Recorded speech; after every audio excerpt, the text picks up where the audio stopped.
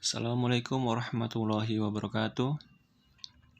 Alhamdulillahirrabbilalamin. Assalatu wassalamu ala asrafil anbiya'i wa mursalin wa ala alihi wa sahbihi ajmain, amma ba'd. Baiklah, adik-adik yang dimuliakan Allah Subhanahu wa taala, pada kesempatan pagi yang cerah ini kita masih bisa bertemu lagi dan melanjutkan mata pelajaran akidah akhlak yang sudah sampai memasuki bab keempat, yaitu poin yang kedua tentang fungsi pakaian. Di sini fungsi pakaian dibagi menjadi 4. Yang pertama, fungsi pakaian yang pertama yaitu penutup aurat. Kata aurat terambil dari kata art yang berarti onar, aib, tercela. Keburukan yang dimaksud tidak harus dalam arti sesuatu yang pada dirinya buruk. Dalam konteks hukum agama, aurat dipahami sebagai anggota badan tertentu yang tidak boleh dilihat kecuali oleh orang-orang tertentu. Jadi, dalam konteks agama, aurat dapat dipahami sebagian anggota badan yang tidak dapat dilihat atau dibiarkan terbuka dan yang bisa melihatnya hanya orang-orang tertentu. Contohnya seperti yang sudah mahram ataupun istri untuk suami, begitu pula sebaliknya suami untuk istri yang boleh melihat aurat.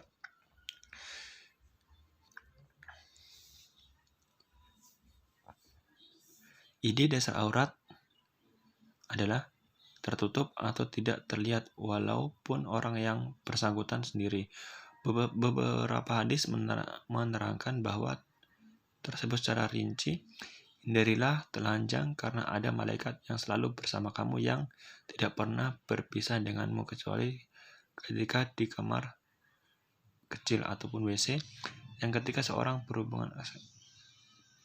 Jadi, biarpun tidak ada orang yang melihatnya, kita dilarang untuk membuka aurat, memperlihatkan aurat karena apa? Karena masih ada malaikat yang selalu bersama kita, kecuali kita berada di dalam kamar kecil ataupun kamar besar.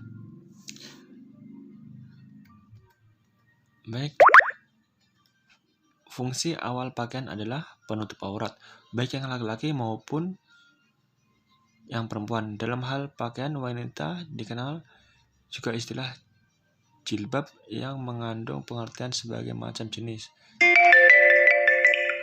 selendang atau kerudung yang menutup kepala kecuali muka, leher, punggung, dan dada wanita. Dalam Kamus Besar Bahasa Arab Al-Mujawweh Al-Wasit, jilbab juga dipakai sebagai jenis pakaian seperti gamis, laundries. Di sini busana muslim haruslah memenuhi kriteria berikut. Jadi busana muslim ini memiliki kriteria berikut. Di sini ada 4 kriteria. Kriteria yang pertama yaitu tidak jarang atau transparan dan ketat, tidak menyerupai pakaian laki-laki, tidak menyerupai busana khusus non-muslim, pantas dan sederhana. Jadi, yang poin pertama tidak jarang atau transparan dan ketat. Jadi, tidak jarang pakaiannya dan tidak transparan. Terlebih-lebih wanita yang menggunakan. Yang kedua, tidak menyerupai pakaian laki-laki. Jadi, apabila seorang wanita yang menggunakan tidak menyerupai pakaian laki-laki dan tidak menyerupai busana khusus non-muslim. Yang keempat, pantas dan sederhana. Jadi, kita berpakaian itu harus berpakaian yang pantas dan sederhana. Nggak boleh bermewah-mewahan, nggak boleh berlebihan. Selanjutnya, perhiasan. Sebagian pakar menjelaskan bahwa suatu yang elok adalah yang menghasilkan kebesaran dan keserasian. Pakaian yang elok adalah memberi kebesaran kepada pemakainya untuk bergerak. Jadi, perhiasan ini adalah pakaian kita. Kita dicerminkan dari perhiasan kita. atau dari pakaian kita. Apabila pakaian kita pakaian bagus, pakaian bersih, maka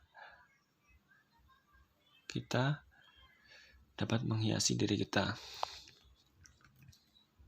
Selanjutnya, melindungi dari bencana.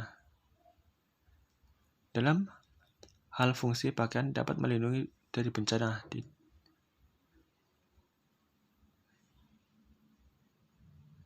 Bencana ditemukan dalam firman Allah Subhanahu wa taala yang artinya, dan Dia jadikan bagimu pakaianmu yang memeliharamu dan panas, dan pakaian baju atau besi yang memelihara kamu dari peperangan. Demikian Allah menyempurnakan nikmatnya atas agar kamu berserah diri kepadanya.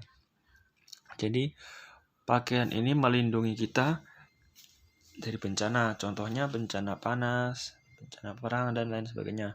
Apabila orang yang tidak memiliki pakaian atau tidak berpakaian, maka dia akan gampang terkena sinar matahari, akan gampang terkena panas, dan lain sebagainya. Selanjutnya,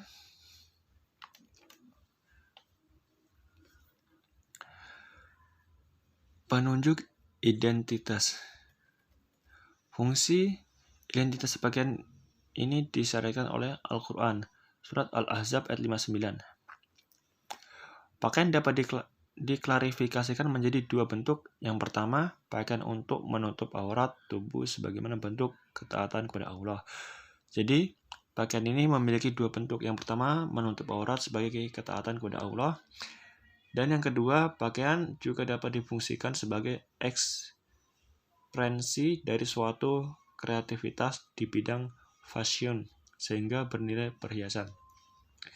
Jadi yang bentuk yang kedua ini, pakaian difungsikan sebagai ekspresi atau suatu kreativitas dari bidang fashion. Fashion itu contohnya pakai pakaian, sehingga pakaian tersebut bisa bernilai mahal atau bernilai seperti perhiasan.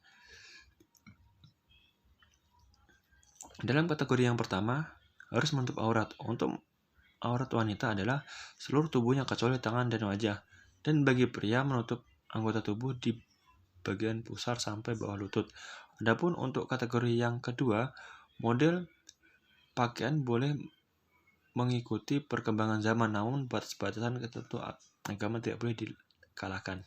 Jadi, model pakaian ini bisa mengikuti perkembangan zaman, namun tidak melanggar ketentuan-ketentuan yang sudah ditetapkan agama dari zaman dahulu. Mungkin cukup sekian penyampaian singkat dari Pak Guru, kurang lebihnya mohon maaf. Billahi taufiq wal hidayah. Assalamualaikum warahmatullahi wabarakatuh.